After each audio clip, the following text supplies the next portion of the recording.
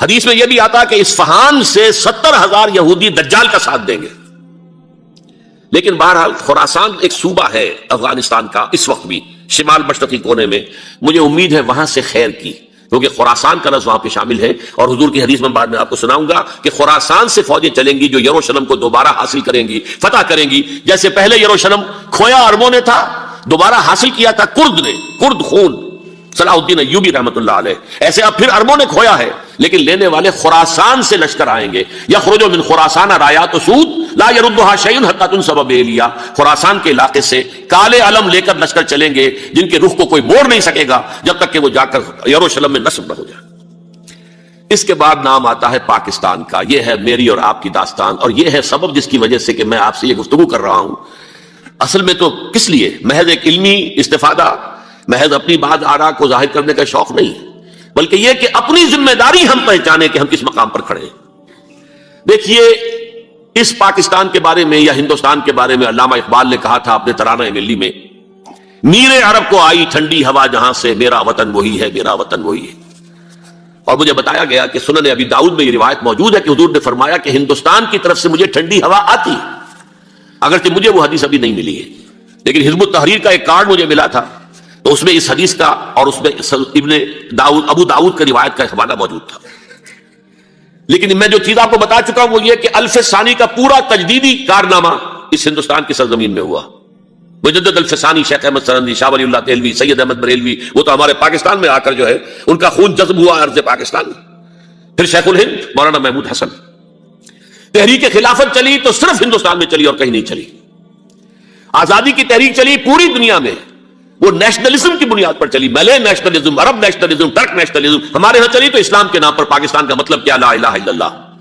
پھر پاکستان قائم ہوا معجزے کے طور پر، بلکہ نازل ہوا ہے ليلۃ القدر میں. انا انزلناه في ليلۃ القدر، جیسے قرآن نازل ہوا ہے ليلۃ القدر میں، یہ پاکستان بھی نازل ہوا ہے ليلۃ القدر میں. اس کا برقرار رہنا ابھی تک معجزہ ہے. ہندو یہ سمجھتا تھا، کانگریس سمجھتی تھی کہ جھٹپٹ ختم ہو جائے گا. پھر یہ کہ اس کا قرارداد مقاصد کا پاس ہو جانا، مزید بھی اور اضافی دفعات دستور میں آ جانا، اب کمرشل انٹرسٹ کو ربا قرار دے کر حرام قرار دینا، یہ سارے لینڈ مارکس ہیں کہ جو اشارہ کر رہے ہیں کسی چیز کی طرف، معاملہ کدھر جا رہا ہے. پھر یہ کہ یہ جو 14ویں صدی کے مجدد تھے شیخ الہند، اس کے بعد سے کچھ ایسی شخصیتیں عظیم پیدا ہوئی ہیں ہند میں جن کو میں سمجھتا ہوں کہ 14ویں صدی کے مجدد اور 15ویں صدی کے مجدد کے درمیان یہ 15ویں صدی کے مجدد کی راہ کو سیدھا کرنے والے، جیسے کہ حضرت یحییٰ نے کہا تھا میں تو آنے والے کا راستہ سیدھا کر رہا ہوں حضرت عیسیٰ کے لیے، ایسے ہی 15ویں صدی کے لیے امام مہدی کے لیے راستہ صاف کرنے والے سب سے پہلے علامہ اقبال، جنہوں نے اسلام کا تصور دین کی حیثیت سے دوبارہ زندہ کیا ہے، ورنہ اسلام ایک مذہب کی شکل اختیار کر چکا تھا. پھر مولانا مودودی، مولانا ابوالکلام آزاد حکومت الہیہ کے نعرے کے ساتھ میدان میں آئے. یہ اقبال نے جو تصور پیش کیا تھا اس پر عملی جدوجہد کے لیے حزب اللہ قائم ہوئی. نوٹ کر لیجئے 11 برس کا فرق ہے عمر کا علامہ اقبال کے اور ابوالکلام کے. اور 1913 میں جب حزب اللہ قائم کیا اس وقت علامہ اقبال کی ملی شاعری اپنے عروج کو پہنچ چکی تھی. پھر یہ کہ علامہ اقبال کے بعد تعمیل جو ہے اس کام کی وہ ابوالکلام نے کی، لیکن روایتی علماء نے کی شدید مخالفت کی وجہ سے وہ بددل ہو کر چھوڑ گئے، کانگریس میں شامل ہو گئے، بساط جو ہے حزب اللہ کی انہوں نے لپیٹ دی. پھر مولانا مودودی آئے، انہوں نے وہ ڈور جو ہے اس کا سرا تھاما، جماعت اسلامی قائم کی حکومت الہیہ ہی کے قیام کے لیے. اگرچہ میرے نزدیک یہ کہ وہ انتخابی اور ایک قومی سیاست کی ایک جماعت بن کر پاکستان میں جو ہے دلدل میں پھنس گئی ہے، اب ہم اس کی کوشش کر رہے ہیں تنظیم اسلامی اور یہ تحریک خلافت جس کے تحت یہ جلسہ ہو رہا ہے. یہ ساری چیزیں وہ ہیں کہ آپ کو سوائے پاکستان کے اور کہیں نہیں ملیں گی پوری دنیا میں. معلوم ہوتا ہے کہ پاکستان کو بہت بڑا رول پلے کرنا ہے اس میں، اور اس کے ساتھ اب جمع کر لیجئے افغانستان کی عمارت افغانستان، اسلامی عمارت افغانستان قائم ہو چکی ہے. یہ پچھلے 20 سالوں میں جو کچھ وہاں ہوتا رہا ہے اس سے پہلے تصور نہیں ہو سکتا تھا. علامہ اقبال کے فرزند بھی دیکھ کر آئے ہیں، تو اگرچہ وہ خود میں سمجھتا ہوں کہ خاصے انہیں آپ لبرل کہیں، آزاد خیال کہیں، لیکن اس درجے متاثر ہو کر آئے تھے کہ انہوں نے یہ کہا افغانستان میں جو میں نے حالات دیکھے ہیں کہ اگر 2-4 اور مسلمان ملکوں کے اندر یہ نظام قائم ہو جائے تو پوری دنیا مسلمان ہو جائے گی. یہ سب کچھ کیسے ہو رہا ہے؟ یہ آنے والے دور کی جھلکیاں ہیں. Coming events are casting their shadows before. یہ سب بتا رہے ہیں کہ پاکستان افغانستان کو مل کر اس میں کوئی عظیم رول پلے کرنا ہے. اور اس کے ضمن میں اب میں علامہ اقبال کے بارے میں آخری بات کہہ رہا ہوں. علامہ اقبال کے بارے میں عام یہ خیال ہے، انہوں نے اپنے خطبات میں مہدی کا اور نزول مسیح کا، حالانکہ میں کل پڑھ رہا تھا مولانا سید احمد اکبر آبادی رحمۃ اللہ علیہ کا ایک مقالہ ان کا کہ علامہ اقبال نے ابن خلدون کے بارے میں یہ کہا ہے کہ مہدی کا اور نزول عیسیٰ کا دونوں کا انہوں نے انکار کیا ہے، حالانکہ ابن خلدون نے نزول عیسیٰ کا انکار نہیں کیا، صرف مہدی کا انکار کیا ہے۔ بہرحال علامہ اقبال نے خطبات میں انکار کیا ہے، لیکن یہ کہ اپنی شاعری کے اندر میں چیلنج کرتا ہوں کسی بڑے سے بڑے اقبال شناس کو، ان کا یہ شعر ذرا سنیے: خضر وقت از خلوت دشت حجاز آید بروں، کارواں زی وادی دور و دراز آید بروں۔ خضر وقت، امام وقت، رہنمائے وقت، قائد وقت، خلوت دشت حجاز، حجاز کی صحرا کی کسی خلوت گزینی سے نکل کر باہر آئیں گے۔ میں حیران ہوتا ہوں علامہ کے اس فکر پر اور اس مصرے پر۔ یہاں انہوں نے شیعہ اور سنی دونوں کے کانسیپٹ جمع کر دیے۔ شیعہ کا کانسیپٹ یہ چھپے ہوئے کسی غار میں وہاں سے برآمد ہوں گے، اور ہمارا کانسیپٹ ہے ام سلمہ رضی اللہ تعالیٰ عنہ کی حدیث سنا چکا، چھپے ہوئے ہوں گے وہ وہاں پر، مدینے سے نکل کر آ کر مکے میں چھپ جائیں گے۔ اس خانہ جنگی کی حالت میں لوگ ان کی طرف دیکھ رہے ہوں گے، سوچتے ہوں گے انہیں میدان میں آنا چاہیے، کوئی پارٹ پلے کرنا چاہیے، امت کی رہنمائی کرنی چاہیے، لیکن وہ چھپیں گے، وہ کارے ہوں گے، وہ اس ذمہ داری کو قبول نہیں کرنا چاہیں گے، جا کے چھپ جائیں گے مکے میں، وہاں سے مکے والے انہیں نکالیں گے، اور وہ کارے ہوں گے، انہیں بالکل یہ پسند نہیں ہوگا کہ یہ ذمہ داری اٹھائیں۔ تو خضر وقت از خلوت دشت حجاز آیت بروں، کارواں زی وادی دور و دراز آیت بروں۔ کارواں جو چلے گا ان کی مدد کے لیے اس وادی دور و دراز، اس عظیم وادی دور و دراز، یہ وادی سندھ ہے۔ وادی سندھ جو ہے ہم سمجھتے ہیں کہ صرف یہ پاکستان اور پنجاب جو ہے یہ اس میں شامل ہے، سندھ اور پنجاب نہیں، افغانستان کا پورا مشرقی علاقہ اس میں شامل ہے۔ جیسے دریائے جہلم سندھ میں جا رہا ہے، جیسے دریائے گلگت سندھ میں آ کر ملتا ہے، جیسے دریائے چناب اور راوی اور جہلم اور یہ سب جا رہے ہیں اور آ رہے ہیں، اسی طرح دریائے کابل کہاں سے آ رہا ہے، دریائے گومل کہاں سے آ رہا ہے، ٹوچی کہاں سے آ رہا ہے، یہ سارا جو ہے ڈرین جو ہو رہا ہے، ایسٹرن جو ہے پارٹ آف افغانستان، یہ سب وادی ہے۔ اس وادی کے یہ دو حصے ہیں، ایک حصہ جو ہے یہ ادھر پاکستان میں ہے، اور اسی وادی کا دوسرا حصہ جو ہے وہ افغانستان میں ہے۔ کارواں زی وادی دور و دراز آیت بروں، کارواں چلے گا یہاں سے، یخرج ناس من المشرق یؤتون للمہدی یعنی سلطان ہی، مشرق سے فوجیں چلیں گی کہ جو مہدی کی حکومت قائم کریں گی، اور یخرج من خراسان رایات و سود، اور خراسان سے سیاہ پرچم چلیں گے کہ جن کا رخ کوئی موڑ نہیں سکے گا، حتیٰ تنصب بیلیا، یہاں تک کہ وہ جا کر یروشلم کے اندر نصب ہو جائیں گے۔ حضرات، میں ایک میری گفتگو کا حصہ باقی تھا لیکن میں اسے چھوڑ رہا ہوں، اس لیے کہ گلوبلائزیشن جو اس کی ہوگی، جو خلافت علی منہاج النبوہ کی تجدید کامل حضرت مہدی کے ہاتھوں عرب میں ہوگی، اس سے پہلے اس کے لیے محنت، کوشش، جد و جہد پاکستان اور افغانستان میں ہو چکی ہوگی جو اسے سپورٹ کرے گی اور وہاں جا کر حکومت قائم کرے گی۔ اس کے بعد گلوبلائزیشن کا جو مرحلہ اس کا ہے وہ حضرت مہدی کے ہاتھوں نہیں ہے، وہ حضرت عیسیٰ ابن مریم ان کے نزول کے بعد ہے، جن کے نزول کے بعد دجال کا خاتمہ ہوگا اور یہودیوں کا استحصال ہوگا۔ مسلمانوں پر بھی بڑی تکالیف عربوں پر آئیں گی، شدائد آئیں گے، لیکن یہ وہ میں حصہ ملتوی رکھتا ہوں کسی دوسری محفل اور کسی دوسری مجلس اور نشست پر۔ اب میں آپ کو ذرا اس جو انسانوں میں سے انسان دشمنی کا جن کا سب سے بڑا رول ہے، میں ان کی 2000 سالہ تاریخ کا آپ کے سامنے نقشہ رکھنا چاہتا ہوں۔ ان 1400 سال کا تو میں نے صرف 4 آپ کو پوائنٹس بتائے۔ موسیٰ سے عیسیٰ تک 1400 برس علیہ السلام، 2 مرتبہ عروج، 2 مرتبہ زوال، اشیریوں کے ہاتھوں پٹوائی، بابلیوں کے ہاتھوں پٹانا، گریکس کے ہاتھوں مرمت، رومنز کے ہاتھوں مرمت۔ یہ جو 2000 سال ہے، کیونکہ اب تو ظاہر بات ہے 21ویں صدی شروع ہو گئی، 20 صدیاں حضرت مسیح کو پوری ہو گئی۔ پہلی بات نوٹ کیجئے، حضرت مسیح کی پیدائش ہے سن 1 قبل مسیح۔ یہ نقطہ آپ نے کبھی سنا ہے یا نہیں؟ جب ملینیم کا سلسلہ شروع ہوا تھا پچھلے سال تو میں نے بیان کر دیا تھا کہ ایک عجیب حساب کے اندر انہوں نے غلطی کی ہوئی ہے۔ حضرت مسیح کی پیدائش ہوئی 25 دسمبر کو، سن انہوں نے شروع کر دیا، اس کے بعد جنوری آئی تو پہلا سال شروع ہو گیا۔ اگر جنوری سے پہلا سال شروع ہوا تو یہ 6 دن جو ہے تو اس کے پچھلے سال میں تھے، لہذا کہا جائے گا کہ Jesus Christ was born 1 year before Christ BC۔ تو 1 قبل مسیح میں حضرت مسیح کی پیدائش ہوئی۔ یہ آخری اسرائیلی نبی اور رسول، یہودی علماء کی مخالفت، دشمنی، سولی پر چڑھوا دینا میں بیان کر چکا ہوں۔ سن 33 عیسوی میں جبکہ حضرت مسیح کی عمر 33 برس تھی، اللہ تعالیٰ نے انہیں زندہ آسمان پر اٹھا لیا، لیکن یہودیوں نے اپنے خیال کے مطابق انہیں سولی پر چڑھوا دیا، ان کی موت واقع ہو گئی۔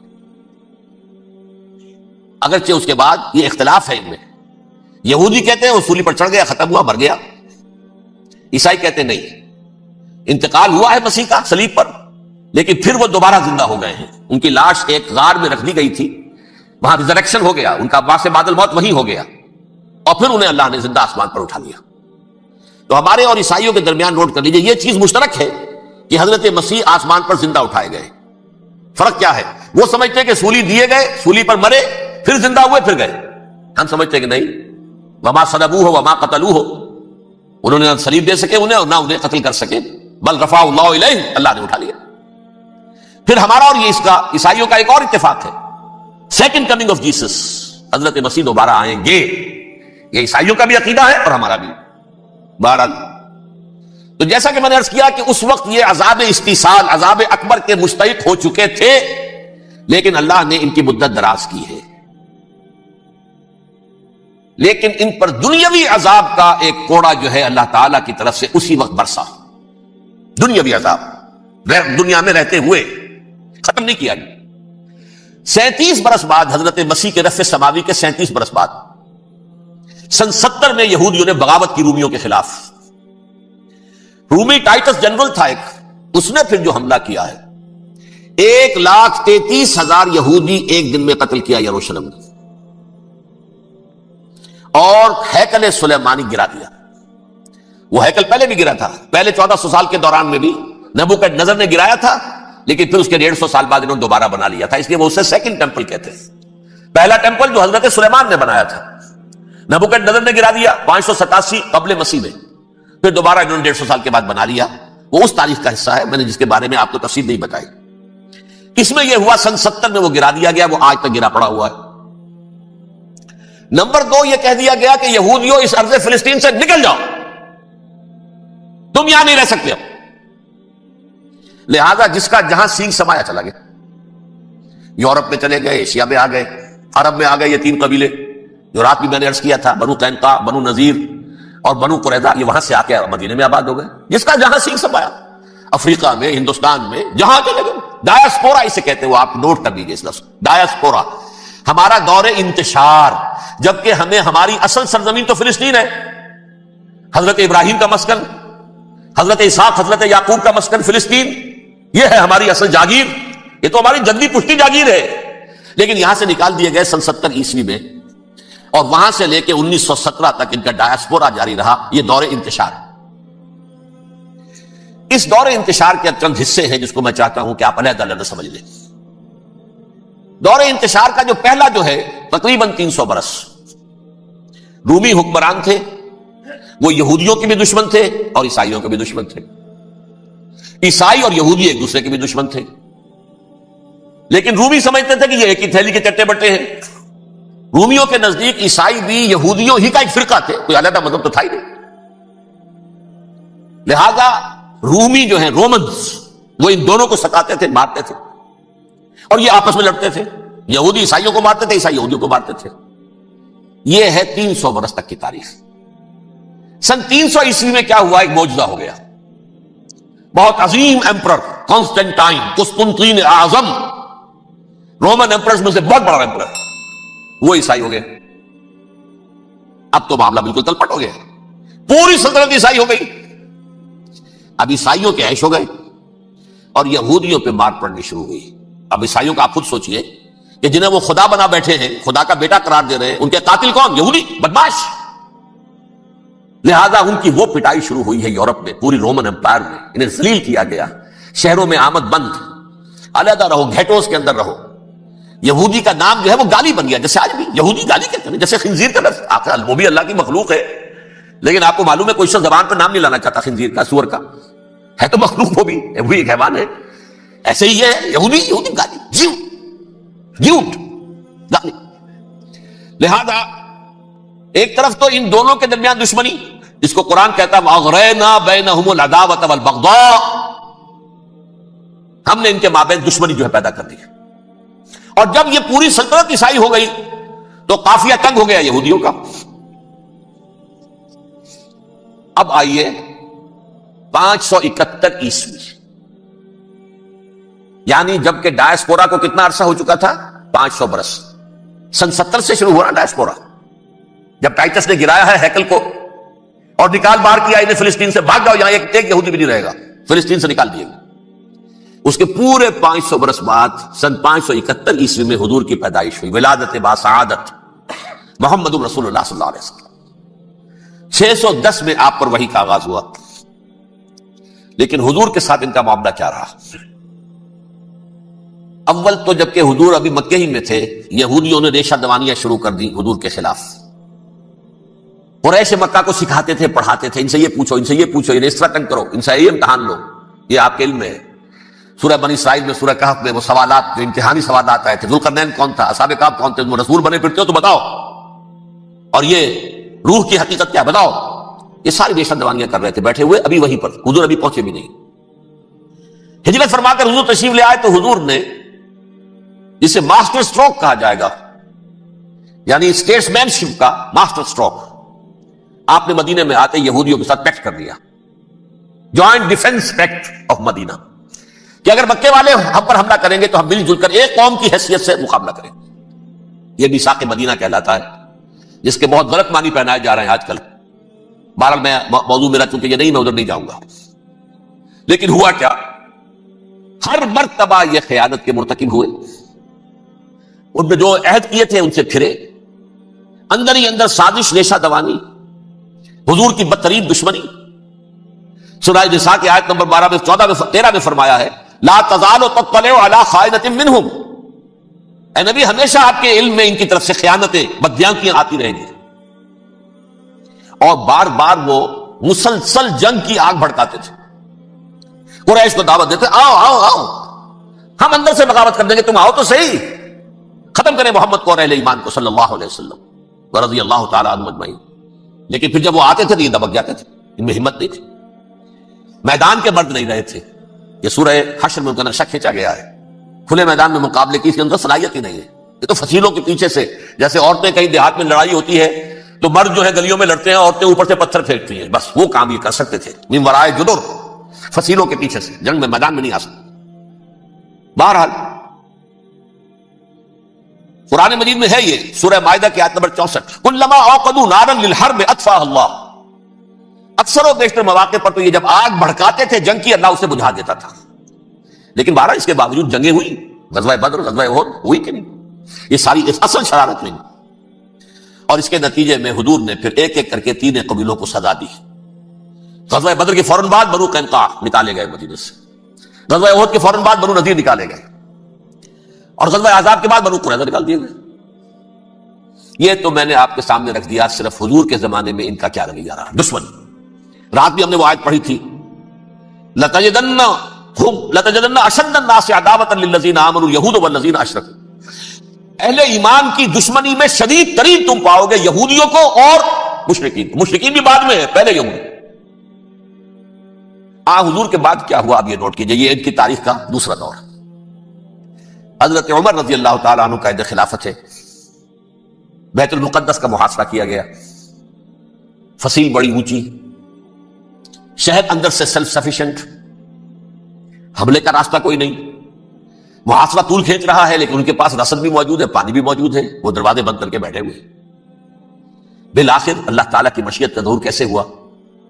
ان کے کچھ علماء آئے فصیل پر، کہا دیکھو مسلمانوں، تم قیامت تک بھی یہاں پڑے رہو گے محاصرہ کر کے، ہمارا یہ شہر فتح نہیں ہوگا۔ ہاں ایک درویش بادشاہ کے ہاتھوں یہ شہر فتح ہونا ہے، لیکن تمہارے اندر ہمیں وہ نظر نہیں آ رہا۔ ابو عبیدہ بن الجراح رضی اللہ تعالی عنہ، امین هذه الامہ، ان کا فوراً ذہن گیا وہ درویش بادشاہ مدینے میں بیٹھا ہوا ہے، عمر رضی اللہ تعالی۔ اب ایک اور عمر بھی ہے جو قندھار میں بیٹھا ہے، نقشہ وہی ہے، سادگی کی حد تک نقشہ وہی ہے، بالکل وہی، اپنی آنکھوں سے دیکھا وہی سادگی۔ عمر اول، عمر ثانی تھے عمر بن عبد العزیز۔ اب ایک اللہ کے فضل سے اللہ تعالیٰ ایدہ اللہ بنصرتہ، اللہ تعالیٰ ان کی نصرت فرمائے، دشمنوں کو ان کے مقابلے میں نیست و نابود کرے۔ انہوں نے ریکویسٹ بھیج دی کہ حضور تشریف لائیے، یہ شہر فتح ہو جائے گا۔ وہ ہے سفر تاریخی، اتنا طویل سفر، تقریباً 700 میل، ایک اونٹ، ایک خادم، ایک منزل میں امیر المومنین اوپر بیٹھے، خادم آگے چل رہا ہے، اگلی منزل پہ خادم اوپر بیٹھا ہے، امیر المومنین آگے جا رہا ہے۔ اور جب پہنچے ہیں تو وہ باری تھی خادم کی، انہوں نے ہاتھ جوڑ دیا، حضور خدا کے لیے تم کیا کہیں گے لوگ؟ وہ میرا برا حال کر دیں گے، تمہیں شرم نہیں آئی؟ امیر المومنین پیدل آگے چل رہے ہیں، نکیل پکڑ کر، اور تم بیٹھے ہو اوپر براجمان ہو۔ حضرت عمر فرمایا دور نہیں، باری تمہاری ہے، بیٹھ۔ اس حال میں پہنچے، اور پھر یہ کہ ابو عبیدہ بن الجراح آئے ہیں، استقبال کیا ہے تو دیکھا ہے اس حال میں چلے آ رہے ہیں، عمر نکیل پکڑے ہوئے چلے آ رہے ہیں، اور کہتے ہیں کہ کہیں کیچڑ ویچڑ تھا، جوتے خراب ہو گئے تھے، وہ بھی اتار کے ہاتھ میں پکڑے ہوئے، کپڑے تو تھے ہی پھٹے ہوئے۔ انہوں نے کہا کہ حضرت ابو عبیدہ نے، دیکھیے یہ بڑا متمدن ملک ہے، بڑا مہذب علاقہ ہے یہ، آپ ذرا حلیہ اپنا درست فرما لیں تب جا کے پیش ہم آپ کو کریں گے۔ آپ نے فرمایا نحن قوم اعزنا اللہ بالاسلام، ہم وہ قوم ہیں جنہیں اللہ نے عزت دی ہے اسلام کے ذریعے سے، کپڑوں کے ذریعے سے نہیں، دولت کے ذریعے سے نہیں۔ اسی حال میں گئے ہیں، اوپر سے انہوں نے کھڑے ہو کر نشانیاں دیکھی ہیں، اپنی کتابیں کھولی، ہاں یہ وہی ہے، اچھا لو جی سرنڈر، شہر تمہارے ہاتھ میں۔ خون کا ایک قطرہ نہیں بہا اور بیت المقدس فتح ہو۔